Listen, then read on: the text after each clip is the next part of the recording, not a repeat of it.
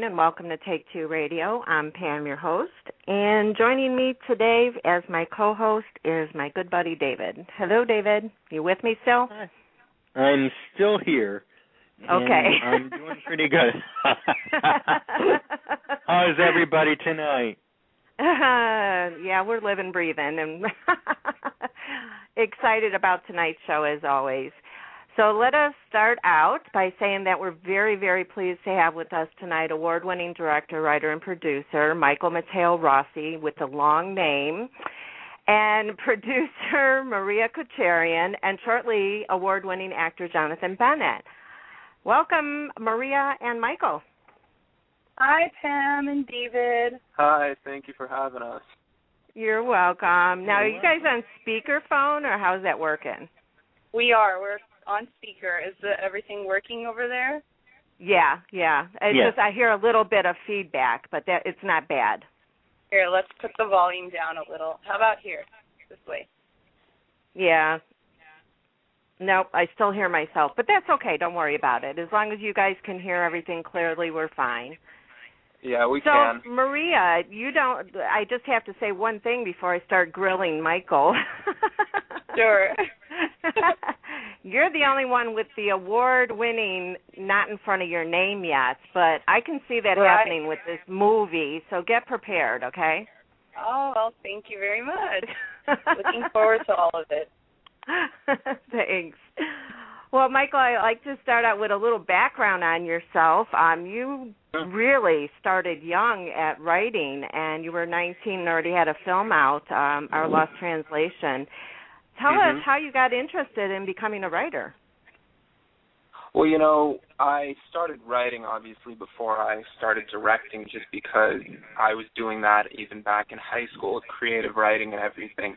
I always knew I wanted to do film of some sort, but I really just had to, grab the bull by the horns. And when I was sophomore year in college, I just literally rounded up people that I knew and said, hey, let's make a short film. I have stuff, I have written work and everything, and it's always been my dream to take my written work and put it onto, the big screen. So we did it. It was excellent, and I kind of never looked back. I knew that I wanted to start young. I mean, a lot of my friends back, when 18, 19, they didn't know what they want to do and everything. Of course, and I absolutely knew what I wanted to do, how I wanted to do it. I knew that it's a tough business. It still is a tough business, but I knew that no matter what, I was going to give it, one hell of a go. Well, where do you think it came from? I mean, did you have a lot of storytelling as a child? Is anybody else in your family affiliated in the entertainment business? Or it's just something you were just born with? Well, my parents would show me a lot of the classic films as a kid, and I was really influenced by them because they were so powerful. They really talked to me. And seeing films in the theaters as well, just seeing how the audience would react, happy, sad, it would elicit all of these emotions that just really said, you know what, this is what I want to do. I want to elicit emotions from people through my type of stories. And I just really kind of went it from there. Both my parents aren't in the business. My younger brother is a screenwriter as well and did his first short film directing. But no, I mean, I just really knew that I wanted to do this, and this is all I want to do. Well, you're really good at what you do because you've gotten a lot of recognition, throughout the industry. Literally 6 months later after that first film, you wrote and directed and produced your second film, Lonely Road, which was screened at the AMC theaters. Now, did you feel like you were in another world with things happening so fast? Yeah, I was. I mean, 2007 was a really, really good year for me. It just kick-started it because literally a month or two after I did Our Lost Translation, I was just like, I'm bitten. I'm addicted. I want to do another one. And I kind of, it is. It's like the best addiction in the world. And I tried to round up other people. I networked with more, and you really just build up. You branch out. And I made, again, my second short film. It went really, really well. and I actually shot it, I think, a day after my 20th birthday. And wow. Yep, I mean, I absolutely loved it, sent it to some film festivals, networked with some more people, and yeah, I mean, it's a dream. Did you even get to celebrate your birthday, or were you too much into work at that time? You know, it's almost like, as weird as this sounds, you know, doing the film was like the best birthday present ever. I mean, it doesn't feel like work, you know. When you're on set, yes, it is very difficult, it can be intense, all of that, but there's something magical about it. Seriously, I know that sounds cliche, but there really is something unbelievable about a group of people all working towards the same goal and, you know, just a really well-oiled machine.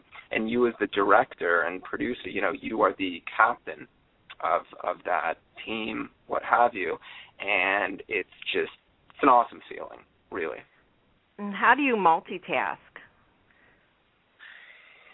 It's difficult sometimes. That's why you delegate. You have other producers. You have other people who are doing a whole bunch of other things. When I am on set as a director, my main focus is, A, getting the performances that I want out, and B, making sure that everybody else is doing their own job so everything is moving very smoothly and in sync and all of that. So it can be difficult, but I make it happen. Yeah, obviously. Right. Now, you wrote and directed and produced The Last Wish, which picked up several awards. What did those awards mean to you? They were great. The Last Wish, actually, I think was the short film that won me the most awards. It was a very ambitious project. For a short film, I was in pre-production for that for about 3 months, which is actually quite a lot. So it was unbelievable. I mean, it's really, you know, you garner respect from people when they give you those awards, when they announce your name, when you see people clapping, all of that. It's not just an ego boost. I mean, you really have to exercise humility, but you also just are really happy that, hey, this is, you know, your work is finally getting appreciated. It's a great feeling. Exactly. You know? And I'm sure your friends and your family keep you grounded. Yes, they do, and I try to keep myself grounded too. But yes, my friends and family will put me in check sometimes too. Yeah. So, yeah. They're always the first ones that'll do something like that, no matter what type of business you're in. Of course, and I love them for it. Well, you're also the founder and owner of Italian Cowboy Productions. How did you come up with the name for that? It's a really long story. I don't know if I want to broadcast it quite literally. Okay. But it's you know, kind of inside joke that grew. Some people suggested it, and you know, I kind of used it as my label for my first short film, and yeah, it kind of just stuck. A lot of people thought, hey, like spaghetti westerns and stuff, you know, from back in the '60s. But you know, it's interesting. I guess it suits me. So yeah. Well, it's a good name, so be proud of it. Yeah. Thank you. Now, did you ever feel the want or need to be in front of the camera? You know, when I was in my teens, I thought about it briefly. I'd actually done some plays and some theater when I was, you know, 12, 13. I was in, you know, Fiddler on the Roof, Annie, Bugsy Malone, stuff like that. And it was cool, it was awesome, but really the shift came 16, 17 when I'm like, you know what, I want to write, I want to be behind the camera, and I really want to quite literally direct my work. So, you know, maybe if I really blow up, I'll pull a Hitchcock and maybe have little cameos here and there in my films. But in terms of helming a project and being the star of my own work, I don't know if that's going to happen. Yeah. Well, we'll see. Somewhere down the line, we may see you in the background drinking coffee as one of the stand-ins or something, right? Right. Hey, definitely. That I can do. Yeah. Then I'll say, oh, look, there he is. People can recognize, yeah. They'll be looking out for me. Well, let's get to the reason why you're here. You've just wrote and directed and produced, again, another great movie. I mean, just by the trailer itself, you can tell this is going to be a hit. It's called Misogynist. and it's with Jonathan Bennett, Tracey-e-Bregman, Eve Mauro, Danielle, and I don't know how to say her last name. Lozeau, I believe. Lozeau. Yeah. Okay, and Jon Briddell, as well as others. Okay, well, I read this movie is based on a true story, and I couldn't find where this story came from. So will you please tell us more about that and why you chose the story to write the movie about? You know, I kind of, it should almost say loosely based on a true story, and I kind of like keeping that mystery there. It is based on true people and people that I kind of came across both directly and indirectly.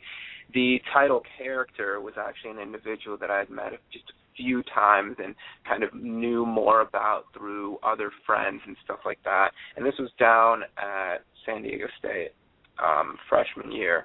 And this guy, you know, he's a guy in his 30s, very, very confident, but really, really bizarre in terms of his ideologies. He's talking of women and wanting to control them and all of that. And again, it went above and beyond your typical dating coach, you know, pickup artist, what have you. And, you know, he did hold these weird Fight Club-esque type, you know, seminars. I never witnessed it, but I had heard through people, and once I kind of found out more about him, I really distanced myself from him because this is not somebody I want to associate myself with. This isn't somebody that I want to hang out with and all of that. But, you know, that spark just really, really fascinated me. I'm a very psychological-minded director and writer. I really try to delve into the human psyche, why people do the things that they do.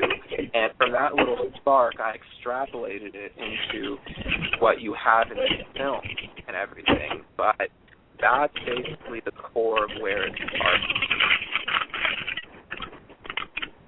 Okay, we're getting some background noise there. I'm sorry.